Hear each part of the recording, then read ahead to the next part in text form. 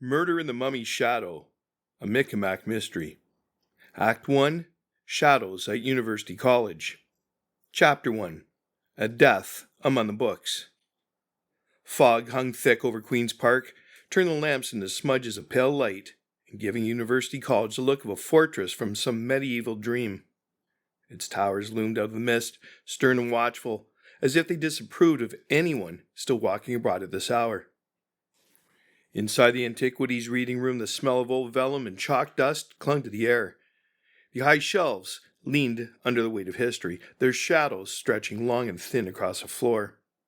At the center of the room lay a graduate student, or rather, would have been a student until someone decided his last assignment would be written in symbols no one could read.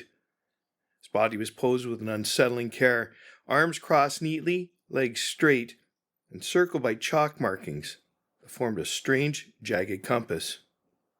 McCathie stood over the scene, coat collar up, eyes narrowed.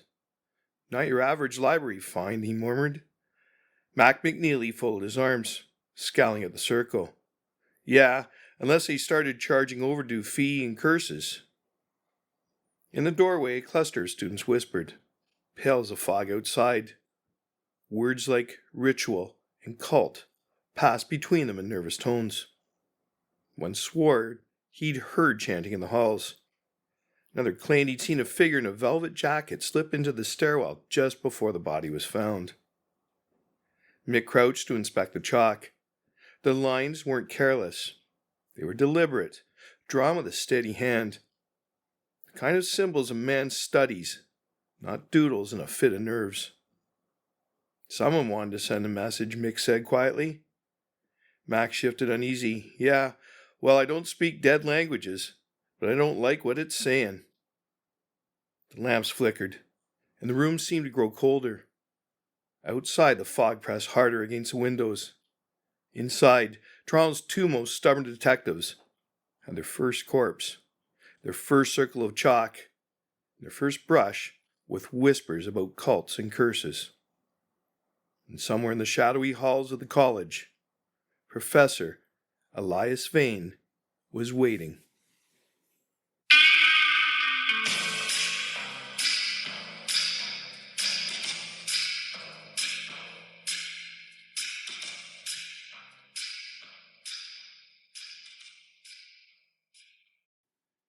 Chapter 2, The Professor of Secrets.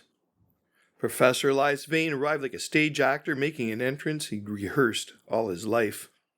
A velvet jacket brushed the door frame as he glided in, a cane in his hand, though he leaned on it not at all. His face was pale, composed, and his eyes glimmered with a kind of knowledge that never quite translates into polite conversation. "Detectives," he said, voice low and measured, each syllable polished smooth. "You found my poor student." The room seemed to shrink around him. Students in the hall fell silent, as though expecting him to pronounce some spell. Instead, he gazed at the chalk symbols circling the corpse with what looked very much like admiration. "These markings," Vane continued, "belonged to a sect that flourished briefly along the Nile, long before Cleopatra was ever a name. They believed death was but a door, one that could be coaxed open if the proper signs were drawn." He gestured delicately toward the chalk, his long fingers almost reverent. "Our unfortunate young man seems to have been studying with remarkable diligence." Mick watched him carefully, uneasy at the calm tone. Where most men would blanch at the sight of blood and bodies, Professor Vane spoke as if giving a lecture on Latin grammar. "Studying," Mick repeated, his voice flat. Vane's eyes lingered on the corpse with something close to fascination. "Scholarship takes many forms." Mac leaned close to Mick and muttered, just loud enough for the echo to catch, "Great, we got Dracula teaching hieroglyphs." Mick shot him a look, but couldn't quite smother the twitch of a smile. Vane ignored the remark, or pretended to. He tapped his cane once against the floor and lifted his gaze, meeting Mick's eyes directly. Calm, unblinking, unsettling. "The question, gentlemen, is not who killed him," Vane said softly. "The question is, what they were trying to awaken.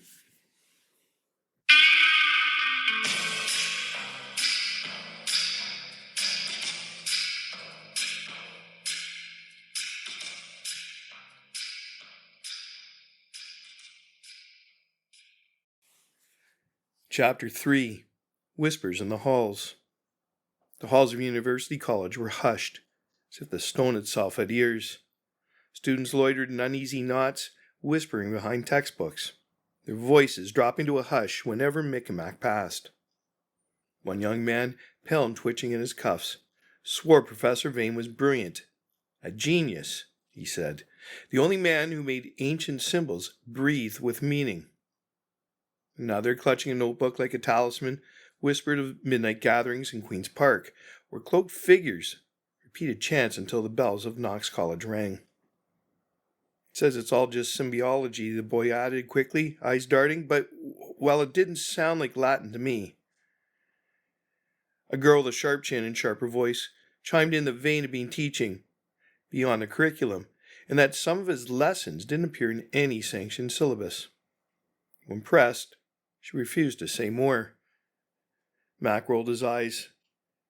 Kids sneak out for a smoke, it's gossip. Sneak out in cloaks, suddenly it's a cult. Mick said nothing. He just found a smear of chalk dust on the windowsill. Pocketing it, he rubbed the residue between his fingers. Same grade, same pale grit they'd seen in the circle around the corpse. Same, in fact, as the chalk blocks stacked in Vane's lecture hall. The far end of the corridor, a rival professor in tweed stood waiting like a crow in a courtroom, adjusted his spectacles with a sharp flick. Vane has gone too far, the man said without preamble. Once he was a respected scholar. Now he spends his evenings in shadows, muttering about gates best left unopened. Mark my words, his obsession will ruin more than his career. Mack muttered under his breath. You just happen to be in line for tenure when he goes down? The rival sniffed, offered no denial, and swept away down the corridor, leaving the detectives with nothing but cold stone, colder whispers, and a pocket full of chalk dust that pointed straight back to Professor Elias Vane.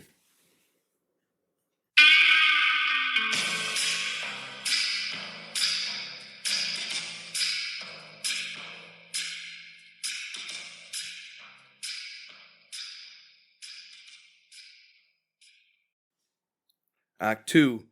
Rituals and Relics. Chapter 4. The ROM's New Arrival. The Royal Ontario Museum rose like a fortress of stone and shadow at the corner of Bloor and Queen's Park, its turrets and battlements jutting against a sky the color of tarnished brass. Inside, the great marble foyer echoed with every footstep, as if the past itself resented interruption. Mick and Mack followed curator Isabel Carrington through the Egyptian wing, where painted gods stared from behind glass with eyes older than memory. She was brisk and efficient, though her voice carried the careful reverence of one that spent her life speaking for the dead. The sarcophagus dominated the center of the gallery. Black stone, carved deep with hieroglyphs, its lid etched with a grimacing face.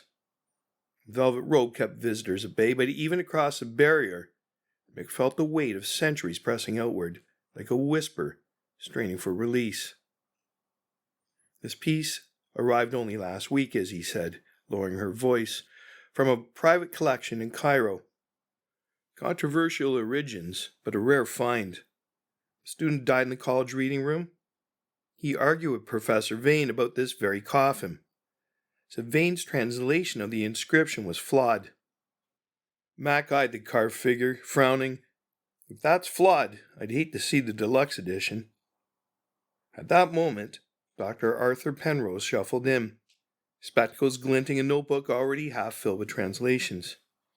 He peered at the lid and tapped his pencil against the carved lines. Not flawed, he said quietly. Ominous.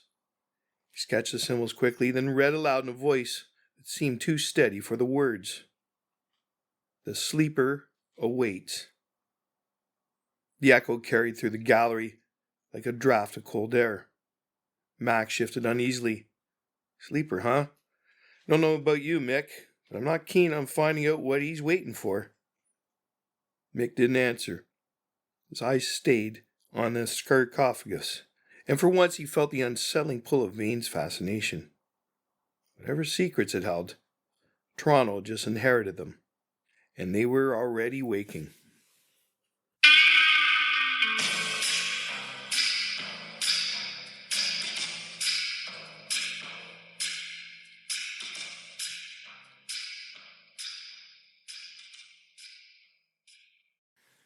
Chapter 5. Candlelight and Cults. Queen's Park after dark was a different city altogether. The lamps cast thin circles of light, but between them the trees loomed like watchmen, their branches clawing at the October sky. The fog rolled low across the grass, muting footsteps and muffling sound as if the place had been built for secrets. Mick and Mack kept to the shadows along the path, coats pulled tight, eyes trained on the faint glow ahead. The closer they crept, the clearer it became. A circle of students, cloaks pulled up against a chill, their voices rising and falling in a low chant. At the center of it all, calm as a conductor, stood Professor Elias Vane. He lifted his cane slightly, and the circle shifted, the chant changing rhythm as if they'd practiced it 100 times. The words were strange, half-formed, not quite Latin, but not quite anything else. Mac leaned close to Mick, his voice barely more than a breath. Either this is a cult, or the worst fraternity initiation I've ever seen. Mick didn't smile, his eyes stayed on the circle. When the chanting finally ebbed, Vane turned smoothly, as though he'd been aware of them all along. His expression held no guilt, no surprise, only a kind of patient amusement. "Detectives," he said, his soft voice cutting through the fog. "You'll forgive my students. They're indulging in an academic exercise, symbiology and practice. One learns faster with one's own hand than from the page." Mick stepped forward. "Looks a lot like a ritual to me." Vane inclined his head. "All rituals are symbols. The difference lies in who believes them." The student shuffled uneasily at that, but Vane's gaze never wavered, calm, unblinking, as if daring the detectives to call his gathering something darker. Mac muttered, "Well, Professor, this is higher education. I'm glad I dropped out early." The fog thickened, swallowing the laughter that didn't come.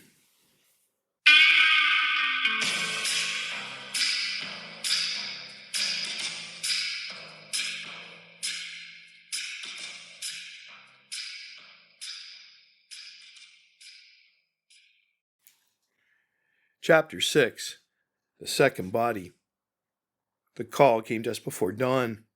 By the time Mick and Mack reached the Royal Ontario Museum, the fog had thinned into a pale grey dawnlight, but the weight in the halls was thicker than ever. The basement smelled of damp stone and copper. Lamps burned low, casting shadows against crates marked with shipping stamps from half a world away. At the far end, under a hanging bulb that swung gently as if disturbed, lay another student. His eyes stared glassily at the ceiling, his chest soaked in a widening bloom of red. But it wasn't the blood that stopped Mick short. It was the symbols. Painted across the concrete floor in the victim's own blood, the same jagged compass from the reading room stretched outward in dark strokes. Each line careful, deliberate, as if the killer had been copying from a set of instructions. Mac blew out a low whistle. Well, that's one way to skip finals. Mick crouched, scanned the edges of the symbol. He'd seen these lines before, not just at the college, but in Vane's own lecture notes, spread across his desk like maps to a place no one should want to go. Izzy Carrington stood nearby, pale as the marble columns upstairs. "They found him not 50 feet from the sarcophagus," she said, her voice tight, as if he'd been drawn there.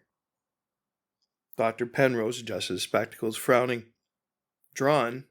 Or guided?" He scribbled the shapes into his notebook, shaking his head. This is no student's experiment. This is a ritual carried forward. Mick rose slowly, his expression hardened. Vane's not orchestrating this, he said. Someone's using his playbook to kill. Mac crossed his arms. So either the professor's running the show, or he's teaching night school for maniacs. The echoes of their voices died against the basement walls. For the second time in as many nights, Toronto had another body, another circle of symbols, and a professor whose shadow only grew darker.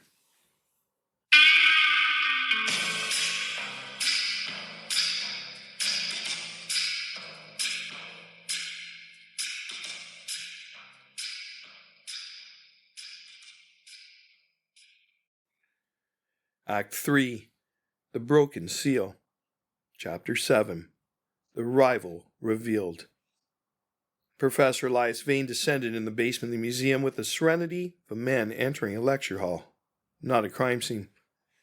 His velvet jacket brushed against the stone as he moved closer, eyes fixed on the bloodied symbols at his student's feet. Where others blanched, Vane merely tilted his head, studying the lines as if appraising a piece of art. How very meticulous, he murmured. Whoever drew these knew precisely what they were doing. Mick stepped into his path, blocking him from the corpse. Another one of your exercises, Professor? Vane's pale eyes lingered on Mick, untroubled. Detective, I teach symbiology. I cannot dictate what restless minds do with what they learn. Knowledge is never safe. It's only used or misused. Mac folded his arms. Yeah, well, right now, it looks like somebody's misusing it straight out of your classroom. Vane inclined his head faintly, as if granting the point. Then perhaps the better question is, who benefits from my downfall? His voice softened, almost conspiratorial. Follow the ambition, not the symbol. The interruption came in the form of Professor Harland, the tweedy rival they'd met at University College. He strode in the basement, spectacles flashing, finger pointed like a dagger. I warned you, Harland barked. Vane's obsession has turned to madness. And now the blood is on his hands. Remove him before more die. Mick studied the man. Strong words, Professor. Funny thing, though. If Vane is discredited, isn't it your name that gets stamped on that sarcophagus upstairs? Harland faltered, lips twitching. Well, naturally, the museum requires a stable authority. Mac cut in with a grin, sharp enough to sting. Stable authority, huh? Sounds more like a promotion. Harland flushed, tugging his cuffs. You don't understand the stakes. Mick's gaze didn't waver. Oh, I think we're starting to. Behind them, Vane tapped his cane once against the floor, the same soft smile lingering on his lips. He looked less like a suspect than a man watching the pieces of some private game fall neatly into place.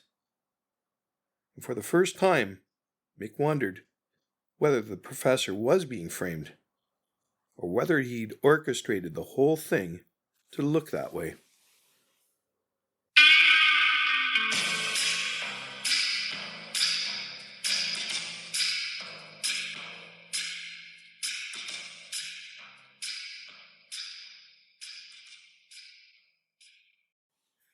Chapter 8, The Crypt Beneath the College.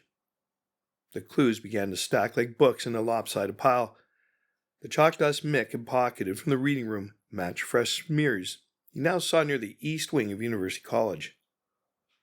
A nervous student had whispered about real lessons taking place below the college where the public never went. And in Vane's lecture notes, Mick had spotted a crude diagram that looked suspiciously like a floor plan. The jagged sigil at center aligning with an old storeroom marked on the building's original map. That map led them to a heavy oak door at the end of a forgotten corridor, half hidden behind a rack of unused chairs. A brass plaque above it read, Storage. The caretaker insisted he'd only the one key. Nobody's been down there in 20 years, he said, jangling his ring of iron keys for proof. Dust, broken shelves, nothing more. Mac knelt, squinting at the hinges. Finger came away smudged with pale chalk dust. He grunted. Funny kind of dust. Look here. Paint cracked clean through. Somebody's been popping the pins and lifting the door right off its hinges. The caretaker stiffened. Impossible. I'd have noticed. Sure you would, Mac said dryly, brushing his hands in his coat. Only problem is, the dust noticed first. Reluctantly, the man stepped back as Mick produced his flashlight. The door swung inward with a groan, and the two detectives started down the narrow staircase beyond. The air grew heavy with damp stone, the kind that seeps into your lungs and makes every breath taste ancient. The stair opened into a cavernous chamber.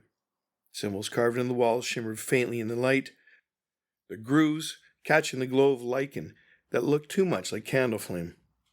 Same jagged compass designs, older than the chalk circles upstairs, stretch across the stones like a permanent stain.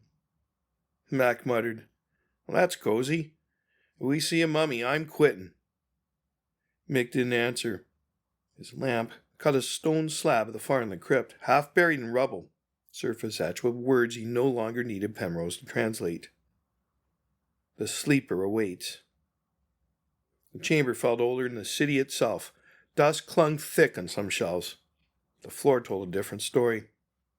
Footprints smudged the stone, recent, too recent, moving back and forth between the stair and the far slab. Mac swept his flashlight across the walls.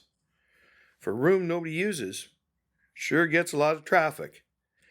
Either the caretaker's pulling midnight shifts down here, or we've got ourselves a clubhouse.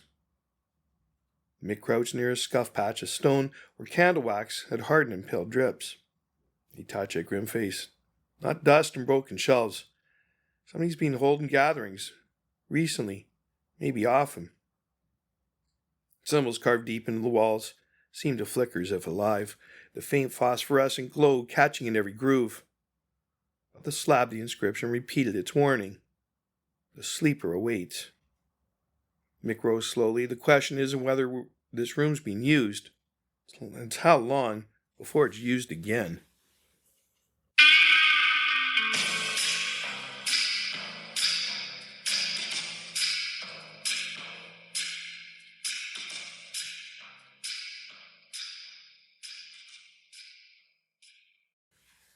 Chapter 9. The Ritual Interrupted. The call came just after dusk. Mick answered on the second ring, pencil in hand, already expecting a lead. What he got instead was a voice, low, deliberate, touched with theatrical cadence. The ritual concludes tonight, it said. East Wing, the old storage crypt, midnight. Then the line went dead. Mick stood staring at the receiver, the click still ringing in his ear. He didn't need to say it aloud. Mac had heard enough of Vane's lectures to recognize the rhythm. That was him, Mac muttered, or his twin brother, and if it wasn't, somebody's been taking night classes and creepy voices 101. Either way, Mick said, sliding on his coat, we don't ignore it. At midnight, the crypt was alive, with flickering candlelight, a low thrum of chanting. Cloaked students filed into the chamber, their voices rising and falling like a tide. At their center, eyes blazing with zeal, stood a graduate student Mick recognized. Quiet, eager, and now transformed into something wild. A dagger gleamed in his hand. Tonight the circle completes, he cried. Tonight the sleeper wakes. The other students faltered, but he pressed on, blade lifted toward the slab. Mick's voice cut through the chant like a crack of thunder. Class dismissed. Chaos followed. Students shrieked and scattered. Candles toppled, throwing the chamber into dancing shadows. Mac lunged, knocking the knife aside, dragging two cloaked figures out of the way with muttered curses. The leader fought like a man possessed, but Mick twisted the dagger from his hand and slammed against the stone until the fight left his limbs. Breathless, Mac hauled him upright. Awakening ritual, huh? Here's the only prophecy you're getting. 10 to 20 in Kingston.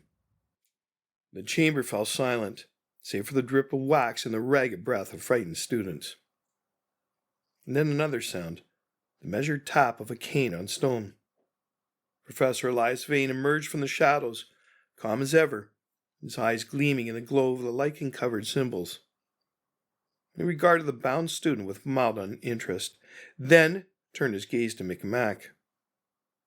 "You're quick," he said softly. "Quicker than I expected. Tell me, did you stop the ritual, or merely delay it?" Stone was even, almost proving too calm for a bystander, too amused for a man wrongly accused. Mick held his stare, but inside the question gnawed. Vane saved them without phone call or staged performance from the start.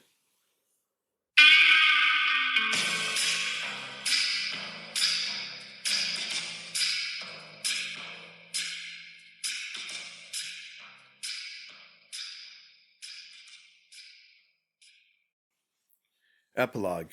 Candles in the Fog. Chapter 10. The Professor's Smile. The graduate student, the zealot, was hauled up the crypt stairs, shouting about prophecy and blood, his voice cracking as the police dragged him into the night. His words echoed back down the stone. "The sleeper awaits! The sleeper!" before the door slammed and cut him off. The others, the cloaked students who had joined the chanting, stood pale and trembling against the walls.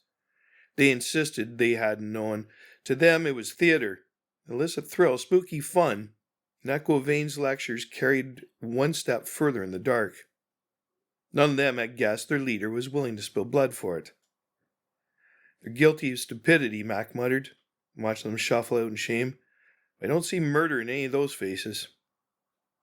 "Maybe not," Mick said, slipping the chalk-stained note from his pocket. "It doesn't take many true believers to turn play acting into killing." Fold the note again, tucking away the phrase of the anonymous caller still gnawing at him.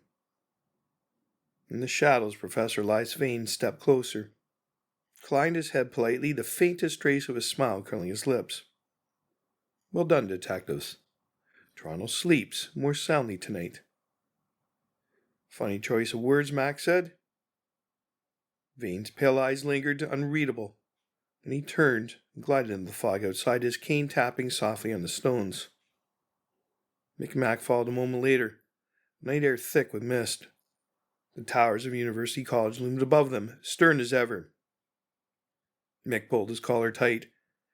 "He's either the devil himself or the best red herring I've ever met." Mac jammed his hands in his pockets. "Yeah, well, next time he gives a lecture, I'm bringing garlic." The fog swallowed their laughter, and the college stood silent. This has been another episode of the Mick and Mack Mysteries, only on Ontario Cold Cases, Canada's True Crime Podcast. Stay tuned for more tales of murder, mischief, and mystery, straight from the streets of post-war Toronto. Ontario Cold Cases, Canada's True Crime Podcast. Available wherever you listen to your favorite podcasts. Subscribe to Ontario Cold Cases today so you never miss an episode.